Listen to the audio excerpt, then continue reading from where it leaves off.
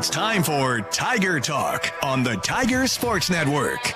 Tiger Talk, live from Tiger Club inside the Robins Center on the Fort Hays State Campus, is brought to you by these premier Tiger sponsors.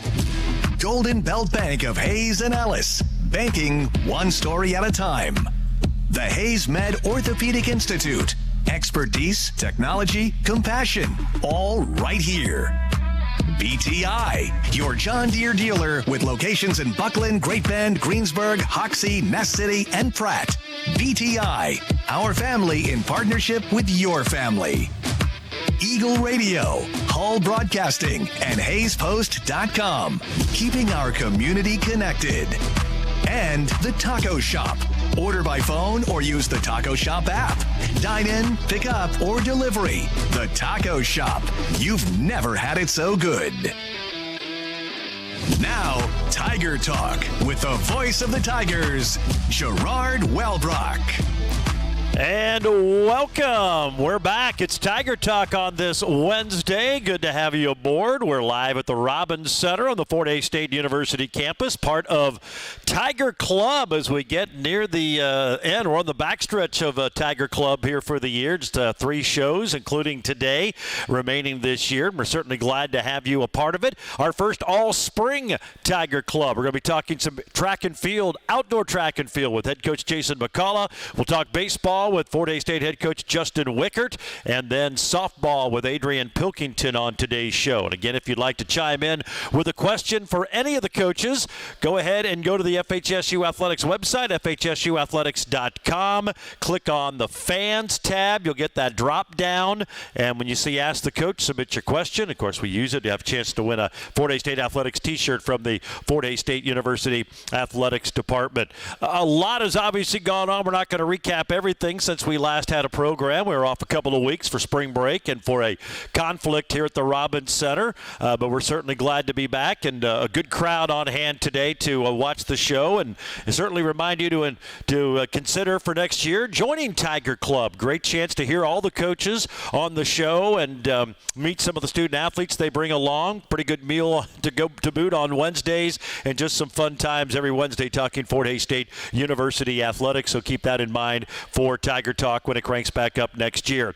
Outdoor track and field did get underway up in Nebraska, Kearney. We'll have more details, but a couple of school records broken in that meet. We'll talk with Jason McCullough here shortly. Tiger baseball and softball off to great starts. Obviously, basketball wrapping up the men's and women's team in the NCAA tournament. We can tell you the final Division II women's national poll came out yesterday. The Tiger women number 12 in the coaches poll, which is where they were entering the NCAA, and they drop a spot to 16th in the media rankings, the final ones for the year. So they were in the top 25 the entire season in the coaches poll. One of the few seasons they've been ranked from the beginning to the end. A great year for them. Obviously, going to miss some great seniors, including Katie DeGarmo, who was named an All-American for the second year in a row by the American Basketball Coaches Association. So congratulations to her and to both teams as they wrap up their season. Again, we're live at the Robins Center on the Fort Hays State University campus, and we're going to take our first break. When we come back, we'll talk some track and field, outdoor and indoor coach for that matter, Jason McCullough. He'll join us next. This is Tiger Talk on the Tiger Sports Network, built by PwC. He bobbles it to the 10-5, touchdown. It's to the edge, and Hayes High's going to win this football game. Johnny Rigler is on the spot. Fire up the 3, and fake it home as it swirls. Launches a 3, bang, nothing but net. It's dropped in left field, and we are tied as 5 touchdowns. He didn't get down. Hayes High wins in overtime.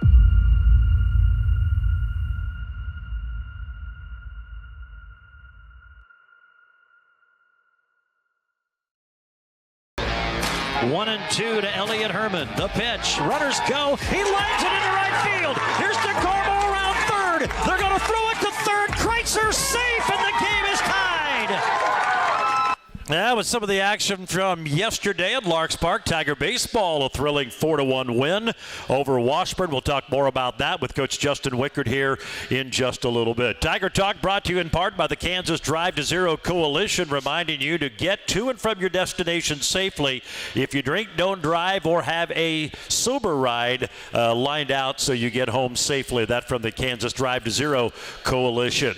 Tiger Talk also presented today by BTI. They're your John Deere dealer with locations in Buckland, Great Bend, Greensburg, Hoxie, Ness City, and Pratt. BTI, our family, in partnership with your family. We're joined now by head track and field coach Jason McCullough. The outdoor season cranking up this weekend. The Tigers were up in Kearney, had a couple of school record-setting performances. We'll get into that a little bit, but let's talk about the outdoor season. Obviously, I don't know if you have more in the outdoor than you do the indoor season, but just an overview of your team heading into the outdoors this year. Yeah, it's kind of a short season this year because the conference meet is the first weekend of May, so we only have 6 weeks. Wow. And so it's real short, and so every day that we have poor weather or we have a meet canceled is going to be just a hard time to come back from that. So Kearney wasn't the best weather. It was warm. It was close to 80, well, probably 85 degrees. Crazy. But it was super windy. So for things to be legal in NCAA, you have to have a 4.0 meter wind. And that's about 12 to 15 miles per hour, which is not that windy. Yeah, so we had some marks there at Kearney that were 8.5 meters per second, which is really windy. But we did have a few good performances, and the wind does help some people that you don't have to worry about those marks. So yeah, it was a good opening for us. It's always good to be warm. You know, I definitely love that. But we just need to find some good weather. Yeah, and that I know in the outdoor season becomes the challenge to try to get some of those qualifying marks for the national meet. Is the weather, and I know you try to find meets, but obviously you can't predict it like anyone else can, and that does become a challenge this time of the year. Yeah, we're always chasing the weather, and this week, Friday doesn't look the best. That's where Emporia is, and it's 58 degrees and about a 60% chance of rain, so that's not going to be good. But where everyone else is going up in Nebraska, it's cold. Even down at Texas Tech, some of our conference schools are going down there, and it's colder. It's going to be in the 40s. Wow. So yeah, we're just chasing weather in outdoor season, especially early in the season. We'll talk about your team a little bit. What do you have back from last year? Just your thoughts on your squad. Yeah, we have some good people back in the pole vault, as you can tell. Yep. We broke school record there, but we have some good vaulters back. We have some good sprinters back. We have a mix of some good throwers and distance runners. So a pretty good mix all around, but we're kind of heavy right now in some of the sprints and some of the jumps. You got the season underway of the meet up in Kearney, the Central Nebraska Challenge, and you mentioned it had a couple of record-setting performances. Emma Slade in the discus and Annabeth Ballman. We've talked about her a lot in the indoor season in the pole vault. Talk about first their two performances and then in school record-setting performances. Yeah, Emma Slade. I was over watching another event, and I came over, and she just had finished her flight, and I asked her how it went. She goes, "Oh, pretty good. I broke school record," and that was how she said it. So and I was super excited about it. To. Yeah, and it was held jointly by someone from 1977 and 2011. Wow. So someone had tied it in 2011, and I think they threw about 157 feet, and she threw 160 feet 2 inches. And so last year that would have ranked 11th in the nation, and so right now she's I think 4th or 5th in the nation. So a real good performance for a freshman, by the way. So really excited about that. And then she came back and threw a real good mark in the hammer throw. Her and Liberty Booker both made the finals and did well in the hammer. So yeah, we're excited about Emma. That's one thing. The wind can help you in the discus. If you get the right wind, it's pretty windy. If you get it coming from the right side, if you're a right-hander, it's great. Now if you're a lefty, they don't really care about the lefties because everyone sets up their cages for right-handed throwers. So, but yeah, she threw real well. Who else stood out? Obviously, we mentioned the pole vault performance by Annabeth, 13.7.5. Just talk about her a little bit. Obviously, coming off a great indoor season, and looks like it just carried right over. Yeah. She had the record last year around 13 foot, and then she broke it here at the Kearney. And it's tough in the wind, but it's also beneficial. You get a little bit of a tailwind to push you if you can control that. And that's hard to do when you're young, but she's stronger, she's older, she can control that. So she had a good performance close there and broke her score record. I think she entered the event when just about everybody else was out.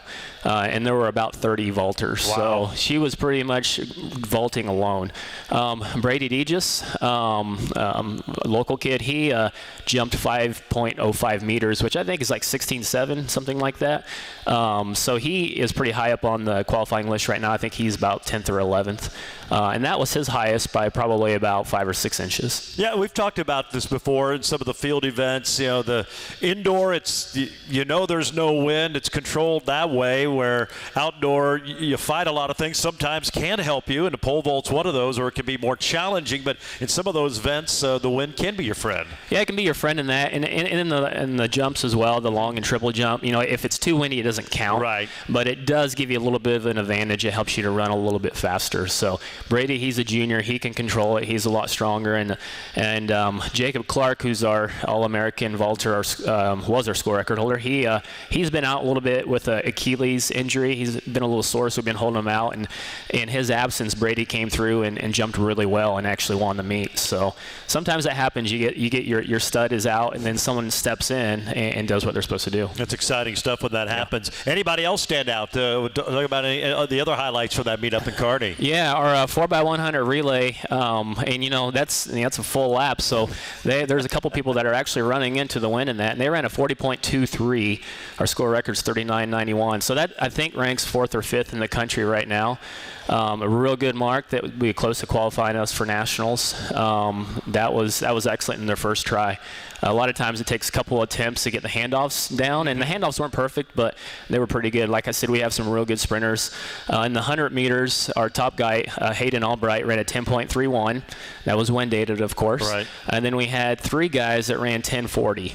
And another person ran a 10.42, and another person ran a 10.49. So you've got competition, you're telling me. We got competition, and then unfortunately our anchor leg in the 4x1, who's probably our 3rd fastest, I would say, in the 100, he tore his Achilles in the 100, and man. So he's out of the meet, or he's out for the season. He's going to probably try to medical redshirt and be back next year. That's too bad. That makes it tough, and that's such a tough injury regardless of sport, but obviously track and field, it makes it even more difficult. Talk about your schedule a little bit. We'll get more into the meet coming up here on Friday. Hopefully with the weather it still goes on, but talk a little bit about your outdoor season this year. Yeah, so this week we're all going to be at the Midwest Classic at Emporia, and that's a pretty good meet. We have several teams from the conference that'll be there, and several junior colleges, so it's always nice to be around them so you can try to recruit some of those athletes. And then the following week we're kind of splitting things up. We're taking most of our power athletes, our sprinters, our jumpers, probably our throwers, to West Texas A&M. Typically that's a good place to do some of those events. You get a little bit of wind, but there's pretty good quality athletes at that event. And then the middle distance runners will go to Wichita State, the KT Woodman. They have a distance festival. So trying to find the right events for the right athletes there. The following week we're probably split up between a couple places. I know it's a little bit different than what the schedule shows, but we'll probably end up at Kearney. We'll have to take a few to Kansas Wesleyan, and then we may take a few to KU Relays as well, which isn't on the schedule yet. But after that, we have our home meet and then conference. So a real short season. It really does fly by. What are the challenges? I mean, I know it's year-round, and they've been training year-round, but what are the challenges in such a condensed season like you have this year? Just trying to find the weather. That's really the big thing, because, you know, and I find this probably maybe more so for distance runners, because you could plan to run a fast 5K or 10K, but if the weather's terrible, you really can't do that. Mm-hmm. And so, but you have to place your entries, you know, several days in advance. So, you know, do you waste their energy and effort trying to do that event, or do you hold off to the next week and hope that the weather's better? So a lot of events, you know, if you're a pole vaulter, you're going to pole vault. You know, you don't have an option of doing the 10K or the pole vault. You're just going to pole vault. So I find it in some of those events, maybe the long sprints, where are you going to run the 400? Are you going to run the 200? We're going to do a relay. You know, we have a 4x1 relay plan for Emporia, but if the weather's cold and rainy, we probably won't. You know, we don't want to hurt or injure our athletes. So that's kind of the big thing, trying to make sure we have the athletes in the right events. We're not putting them at danger, especially nowadays when it's all about hitting quality marks to qualify for nationals. What's the conference look like? I know Pittsburgh State they've been at a whole nother level in the indoor season. seasons the last couple of years. But how do you see the conference shaking out a little bit? Yeah, I mean, the conference, as everyone knows, just keeps getting better and better. We have people that could be All-American that, might not be in the top 3 in the conference. So it's just getting better and better. But, we're up there competing with a lot of them and a lot of different events. And, that's our goal. We just put athletes out there. We prepare them to compete against the best, and they do that. So it's a tough conference, though. No doubt about that. And the conference meet will be in Emporia this year, it looks like. That's a great facility, so it should be. I mean, that's one of the final goals of the end of the year conference, and then obviously getting on to the national meet and hopefully qualifying for there, but that's always a big one. Yeah, and most of our events are fairly close this year. We don't have a lot of travel, right. So Emporia is a good place, 3.5 hours, and then the national meets at Pueblo, Colorado. Okay. So we're pretty much driving everywhere this year, which is nice. I always like that. It's easier on the athletes, and we like to go to these big meets, but we always have to weigh, how hard is it on the athletes. We don't want them to miss a lot of school, and we don't want them to be super tired when they get back, and so they can continue to train and go to school. So I think the schedule's pretty good this season for how short it is, but like I said, we get some good weather and we'll have some good performances, and we'll be ready for this year. Day like today, it's windy out, it's a little cooler out. I mean, how does that work in your training? You're able to get quality workouts in because you're chasing the weather for meets. How's it every day on a day-to-day basis just for practicing? Yeah, it's the same thing. You don't want to do hard workouts with some of those power athletes, and by that I mean like sprinters and jumpers and vultures if it's going to be cold outside. You risk injury that way. So they'll probably have a fairly good workout today. Monday was a great day for a workout. Yeah. It was warm and it wasn't windy. So what we do is most of the coaches look ahead the week, like what's going to be the best day for a really quality workout, and we plan it for that day if we can.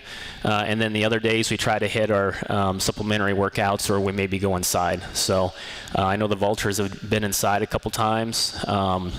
Just kind of, like I said, it just depends on the weather. We want to put them at the best place possible to be successful and not get injured. Sounds good. Always a challenge in Kansas this time of the year, dealing with the wind and whatever else comes our way. Coach, anything else you need to add? I don't think so. All right. Well, appreciate you joining us. Good luck at Emporia. Hopefully the weather holds out and you get a good meet in, and we'll be talking to you again real soon. All right. Thanks, Gerard. There you go. That's Jason McCullough, track and field coach at Fort Hays State. Again, they will be in Emporia this Friday, the Midwest Classic hosted by Emporia State. And mark it on your calendar, the Alex Francis Classic on Thursday, April 24th. We'll take a timeout. When we come back, we'll talk some baseball. Head coach Justin Wickert joins us next here on the Tiger Sports Network, built by PwC. Being a foster grandparent has definitely given me a purpose in life. Just been so happy, just so much more energy than being at home alone doing nothing but watching TV. It's the best part of my life.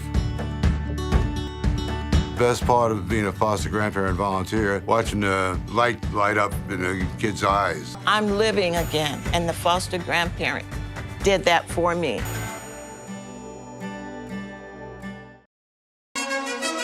Here comes the 2-2 pitch from Hewitt. It's on the way. It's a line drive. That ball's hit pretty deep to left field. It's back. It is gone! Yeah, the big 3-run walk-off yesterday. Tigers beat Washburn 4-1. Welcome back to Tiger Talk, presented today by Golden Belt Bank of Hays and Ellis. Your life has a story. Golden Belt Bank wants to get to know that story. Golden Belt Bank of Hays and Ellis. Visit them online, goldenbeltbank.com. We're joined now by Fort Hays State baseball coach Justin Wickert. Tigers off to a 22-8 start. First place in the MIAA right now at 17-4. Coach, welcome. And a lot of baseball left, but congratulations, off to a tremendous start. And we'll start there. I know you had a lot of guys coming back, and you felt good about going into this season, but did you envision the start they had, especially the start of conference play by this group of guys? It's been a unique year. We do have a lot of guys that came back. Probably one of the closest teams got to be part of. I mean, these guys are close. It's also been unique in the fact that we've had several guys go down for different periods of the season, and the awesome thing is almost everybody on the team's had a role to get us to where we are. you know, with Tony Moore going down and then having guys step in there, and then you're all going down and guys step in there, and Flair was down for a while on the mound, and other guys filled the roles, and I mean, yeah, it's been a pretty special start. So. Well, this is your third season, and I think you can see the results on the field, and we talked the other day about it a little bit, but just building the team culture and getting it the way you want it to, a winning culture, and I think you're starting to see the effects of that. You start winning some games, you start getting some confidence, and you can just tell with your guys. Even yesterday, you're held to 1 hit through 7 innings, and you never felt they gave up and always felt they had a chance to win it. That just doesn't happen. It's been a process to build it to where it is like this. Yeah, I think getting the right guys, the right character out there. But we know Larks Park well. We know what happens when the wind blows out, and we've inter-squadded, and you know you found ways to score runs whenever you can. Took a while to get to that situation, but late there was an opportunity, and they know what they had to get done, and they did it. So. Well, you talk baseball and softball too, for that matter. It all starts with pitching. If you don't have good quality pitching, it's hard to win games. I don't care how many runs you score. And you had some key arms coming back this season, and Ty has been your Friday night starter. He came in, pitched 2 hitless innings to get the win yesterday in relief. But talk about your pitching staff, and you mentioned it, Flaherty. He's been in this program a long time. He's battled injury, came back and threw really well yesterday. But those guys have been really not only solid but fairly consistent for you. They've kind of set the tone each and every game this year. Ty yesterday was unique because he actually started in the bullpen for us, and then ended up becoming the Friday guy. Flair is just he just gets out there and competes, and the stuff's only got better. For him to do what he did behind being off 3 weeks is pretty incredible. And then a couple guys with Jacobs, Carp coming in and adding on to there, and Chavez, they've only got better every time. They came in, they've been built within the program, they've worked hard, they're committed to the process. So I want to ask you about another guy who's been big. He's made 6 starts, Paul Penduro. He was at Pittsburgh State, he transferred. Hasn't been, no knock on him, but he hasn't been great throughout his career. What's happened with him? Because he's been phenomenal for you so far this spring. Paul's always been a competitor. We actually played against him whenever he was at Western. I was at Trinidad State. He always wanted the ball. I think it was just getting in the right program, right feel, and he's absolutely he's been phenomenal for us this year. Only got better, and confidence is through the roof. The guy competes. It's been fun to watch. And we mentioned you got a lot of guys back from last year and had some success. You got to 25 wins, got to the conference tournament. That neither of those had happened in quite a while. So you brought a lot back, but your leading hitter this year, Derek Woolwine, a junior college transfer. Just what has he meant for your lineup? Because you can see it's kind of stretched it out. As they say, a little bit deeper lineup. He's been a big guy for you right there in the middle of the 3 or 4 hole most of the year.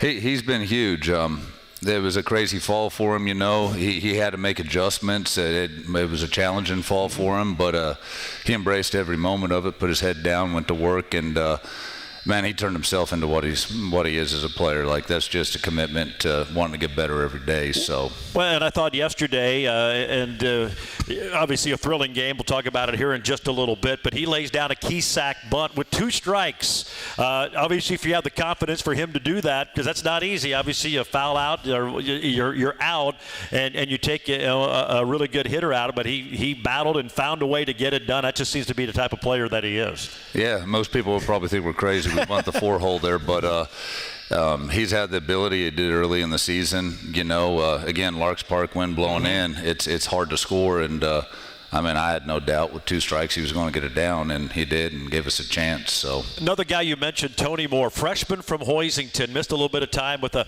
hamstring tweak, has earned the starting job as a true freshman. Just talk about him. I know he had a rough day yesterday, but of course he's coming off a 4-hit day the game before at Central Missouri. But just talk about him as a young guy and to step into the role he has. He's been really, really good. If you want to know about Tony Moore, you got to watch his high school football highlights, not even his baseball. There you go, he'd run over defenders and he'd break it open for 40 yards, and that's just what he is. He wants to win. He's committed to the process as well. He's been monumental, I think his first at bat, he came back, was at Pitt, and we moved a couple guys over with a bunt, and he goes double down the right field line to score both of them. He just wants to win. Man, he's a great team guy. Well, no doubt about it. And that's that's all come together here to get you off to this tremendous start, and a great win yesterday. And boy, Washburn's got to be wondering what in the world. You scored 5 against them in the top of the ninth at their place 2 weeks ago to come back and win 7-5. You get 4 in the bottom of the ninth and get the walk-off yesterday, and good perseverance by your team. You had 1 hit through 7. I think you had 2 hits through 8, and then you find a way there in the ninth inning. And it started with DeGarmo's leadoff walk to kind of get the momentum going. But just talk about that win yesterday, a big one for your squad here at home. Yeah, we were really trying to save the hits there. There you go. Well, appreciate it. Save them for the end of the game. Yeah. I mean, we hit some balls hard. Again, the wind was relentless. Balls that would have shot in the gap or hanging up, getting caught on both sides. It's just one of those things you got to keep on grinding it out and get to the end of the game and get the opportunity, and it presented itself. So. But you did some, and I thought some really good things down the stretch. We mentioned the leadoff walk. I think he had a couple of walks in that final inning, and I thought Elliot Herman did a really good job. He was trying to end it with one of his swings, and then he just didn't do too much. Took it the opposite way, got the game tied, and then obviously set up Burgo's home run. But that's a guy who can hit a lot of home runs, and he just did enough and passed the baton to the next guy. Yeah, we got him back. You know, he had a little bit of a stretch there where he was struggling. And this year we were able to give him a little bit of time off. He went back to work. He came back out. The confidence came back up. He's a great hitter. You know, I think he saw the guys break and got the right pitch, and it was almost just like turning into a hit and run, hit the ball behind him, and that's, I mean, he's got good enough hands. He can do that pretty much with anybody on the mound. So I got to ask you about Burgos. Comes in there in the bottom of the ninth inning. Great at bat. We sheared his bat. I mean, that thing broke apart. Don't see that very much with the metal and the composite bats right now. But obviously, one of the bigger home runs probably in his entire life. That was fun. Yeah, I think he actually had one like that last year. I think he did, yeah. I think you're right.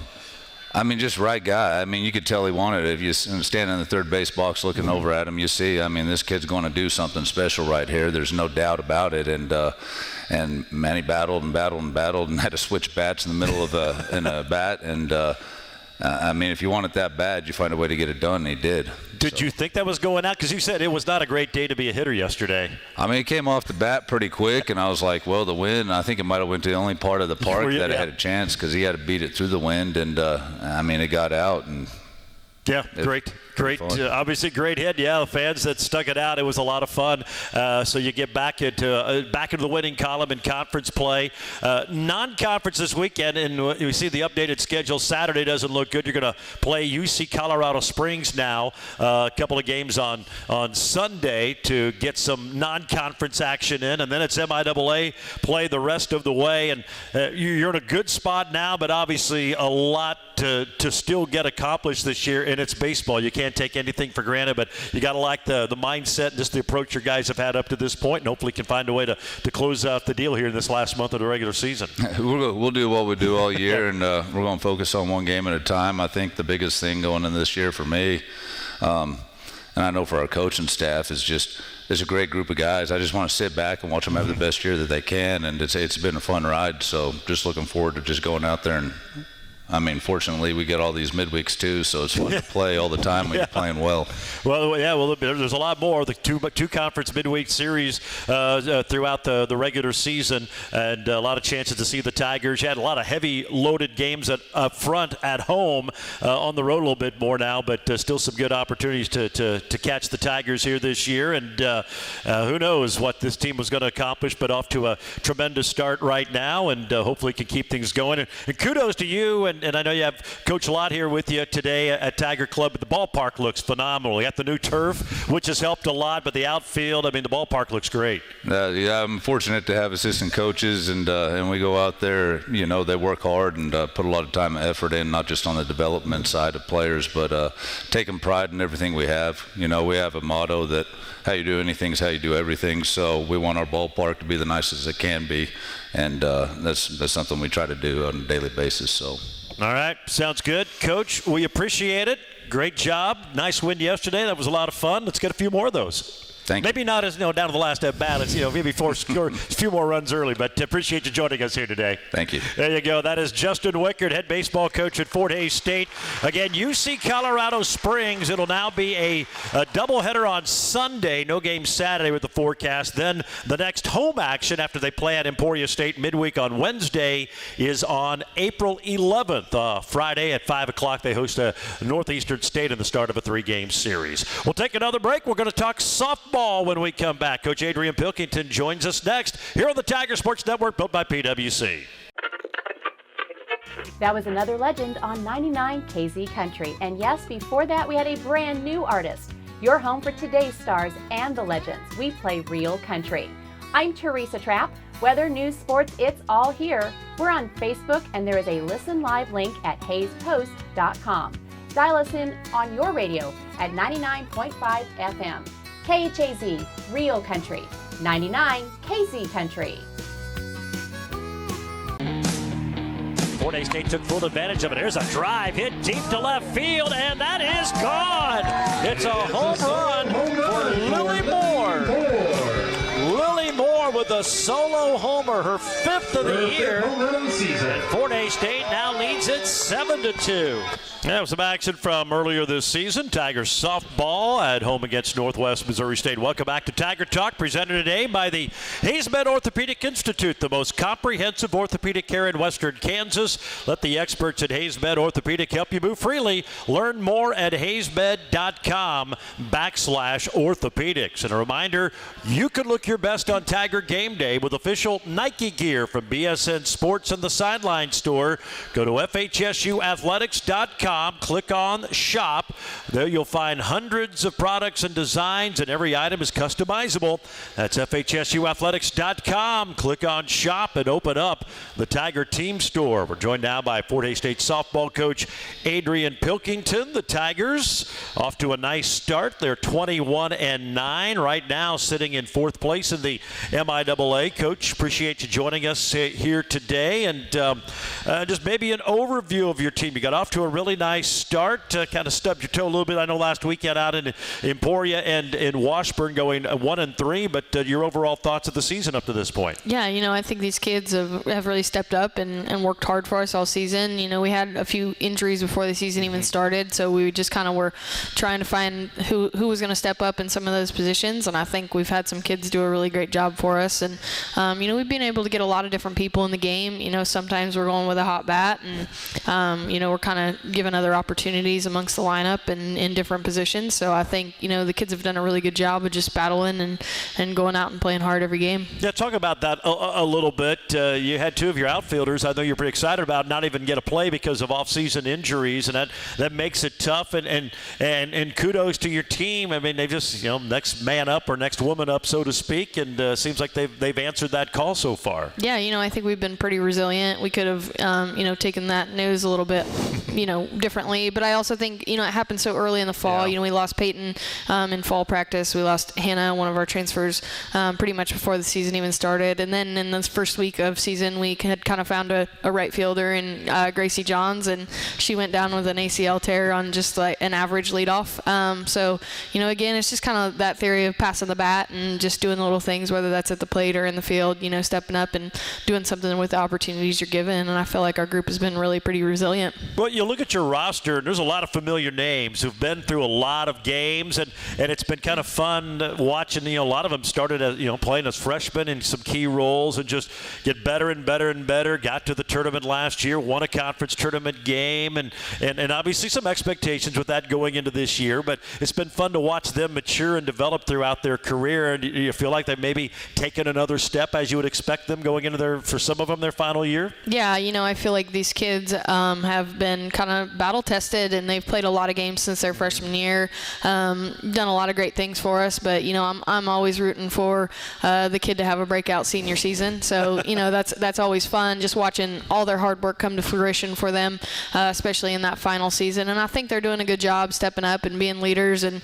playing hard every single game. I think they're understanding that obviously your time here is limited. limited, and you want to make it count. So I'm really proud of those kids that are seniors that have played since their freshman year. But those kids have kind of been built from the ground up, and especially our pitching staff. They threw a lot of games their freshman year. They got knocked around a little bit, and then they just kind of started to grow and evolve every single year. They've kept working hard. Morgan and Savannah work just about as hard as anybody out there, and I think that that's showing in their performance. Now, they're not always perfect, and they have some marks on their ERAs or things like that, but they go out there and they give us a chance every single game that they get to step on the circle. So I'm definitely proud of them for just continuing to grow and getting better, and understanding that you can't just keep doing what you were doing. This conference is so challenging. Softball has become a film sport over the last few years. Everybody gets a scouting report on you, and if you don't continue to evolve and get better, you kind of fall behind. And so I think they've done a good job of just staying up on that. And defensively, Reagan Curry is exceptional at the shortstop position for us. Madison Pierce is exceptional behind the plate for us, and that's pretty good at the plate too. Yeah, absolutely. Yeah, and it's just a position that doesn't always get a lot of love, but I know what comes out of the pitcher's hands, and I know where it's supposed to be going, and I also know when she does exceptional work back there. So I'm just happy for these kids putting together a good senior season, and it's paying off for them. Talk about the two pitchers, Savannah Egger and Morgan Schmidt. What areas have they improved on? And as you said, ever evolving, because as you said, you're scouted well. I mean, there's good coaches, there's good players in this league, and you have to continue to evolve and keep teams off balance. What areas have they done that in to keep them effective? Both ERAs under 3, and by and large have pitched really well all season long. I think they try to grow in every single aspect that we give them. Those kids were just built from the ground up. They got thrown out there as freshmen and said, hey, let's do this. Let's go out there and compete. And they continue to expand their arsenal in terms of the pitches that they throw. They continue to work on spotting and making sure that they're producing good pitches to produce outs on. It's all about soft contact. I think some of them came in early on. You always want to go for that strikeout rate, and both of them have a high ability to get strikeouts, but at the same time, I think they've started to mature in the sense of, hey, that's not really how I need to produce the outs. If I get one, that's great, but otherwise I need to feed the ball to the defense and let them work behind me. So I think they have just matured in every facet possible, and I respect them because I think they've just embraced me and my mentality in the bullpen and things that we need to do to try to produce outs as a staff, and I think they've produced well for us. I think they've also embraced having to throw by committee and understand that sometimes you have to pass the ball to somebody else, and they do a really great job of working together as a cohesive unit as well. And it's not always easy to change your mind frame, because obviously everybody loves strikeouts, everybody loves home runs, but that doesn't always win games. It can, but that may not be how you're wired, and to adjust to do that says a lot, because that's not always easy to do. Yeah, also understanding that provides an immense amount of pressure for you as a pitcher to try to just take that on your shoulders, and I think that's where they've actually gotten better, as they started to realize, hey, I got some fielders behind me that are here to help me. So I think they've been really great kids to coach. I've really enjoyed that. Tiger Talk today brought to you by the Taco Shop. Dine in, carry out, or use their handy Taco Shop app. The Taco Shop, you've never had it so good. We need to squeeze in our final break. We'll do that right now. We'll talk about the schedule ahead with Fort Hays State softball. We'll do that next. This is Tiger Talk on the Tiger Sports Network, built by PwC. When it comes to screen printing and embroidery, your first choice should be Redeem Designs in Hays. Turn it up with Redeem Designs, where it's not just about the products, it's about the partnership. At Redeem Designs, you're part of the process. They work closely with you to ensure your vision comes to life. So turn up your 2024-25 season with Redeem Designs. She's hit safely in 7 in a row, longest hit streak of her career. She lines one to right. It's going to land in front of Lovin, and that'll be an RBI single, and 2 runs will score, and the Tigers take the lead. More of the action from the Northwest Missouri State doubleheader a few weeks ago. Tigers back at home this weekend. But to remind you, though, the Kansas Drive to Zero Coalition invites you to join Tiger fans with a plan. If you're going to drink, don't drive, or always have a sober ride lined up to get you to and from your destination safely.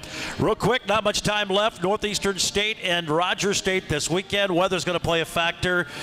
Good likely those games going to be moved a little bit, probably. Yeah, we're looking into Sunday, Monday. Sunday for those games. Just get us a little better weather forecast and not have to battle the rain. All right, sounds good. Check the Fort Hays State Athletics website when all that becomes official. Baseball moved to doubleheader on Sunday as well. Coach, we appreciate the time, and we'll see you at the ballpark this weekend. Sir. Thanks for having me. There you go. Adrian Pilkington, softball coach at Fort Hays State University. And that's going to wrap it up today for Tiger Talk. We'll see you next Wednesday here on the Tiger Sports Network, built by PwC.